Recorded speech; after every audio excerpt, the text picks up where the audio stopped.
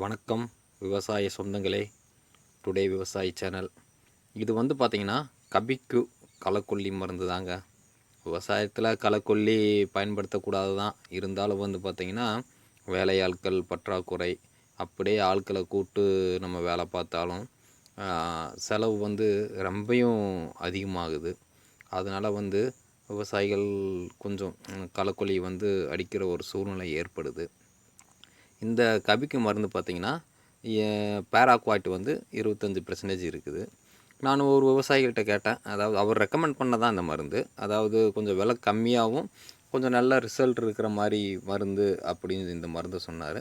நான் இந்த வாழையில் அடிக்கிறதுக்காண்டி யூஸ் பண்ணேன். அதாவது ஒரு 7 மாத வாழை, அந்த வாழையில் அடிக்கிறதுக்காண்டி அவர் ரெஃபர் பண்ணார் இந்த மருந்து.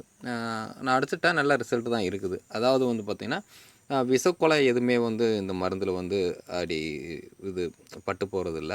மற்றபடி மற்ற களைகள் எல்லாமே கோரை, அருகு, இந்த தட்டைப்புல் இந்த மாதிரி நிறையா சொல்லுவாங்க பார்த்திங்களா. அதெல்லாம் பார்த்திங்கன்னா இந்த களைக்கொல்லிக்கு நல்லா கண்ட்ரோல் ஆகுது.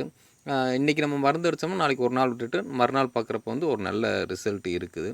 மேக்ஸிமம் பேட்டரி ப்ரேயரில் அடித்தா ஒரு நல்ல ரிசல்ட் இருக்குதுன்னு சொல்கிறாங்க. களைக்கொல்லி அடிக்கிறப்ப கொஞ்சம் நிலம் கொஞ்சம் ஈரப்பதமாக இருந்துச்சுன்னா அதை விட நல்ல ரிசல்ட் இருக்கும் அப்படின்னு சொன்னாங்க. நான் அதே பொசிஷனில் அடித்தேன். ஒரு நல்ல ரிசல்ட் இருக்குது இந்த மருந்துக்கு. இந்த மருந்து பார்த்திங்கன்னா எங்கள் ஏரியாவில், அதாவது தேனி மாவட்டத்தில் பார்த்திங்கன்னா 5 லிட்ரு இது இந்த நீ வீடியோவில் பார்க்குறது 5 லிட்ரு 1314 ரூபா ஜிஎஸ்டி இல்லாமல். ஜிஎஸ்டியோடு பார்த்திங்கன்னா 1550 ரூபா 5 லிட்ரு கேனு. இது உங்கள் மாவட்டத்தில் என்ன ரேட்டுன்னு சொல்லிட்டு இதை வாங்கி யூஸ் பண்ணவங்க கமெண்ட் பண்ணுங்கள். மற்ற களைக்கொல்லி மருந்துகள் லிட்ரு 600 650 இருக்குது. இருந்தாலும் இது லிட்ரு பார்த்திங்கன்னா ஆவரேஜாக ஒரு 330 ரூபா சம்திங் தான் வருது. தேவையில்லவங்க இதை வாங்கி யூஸ்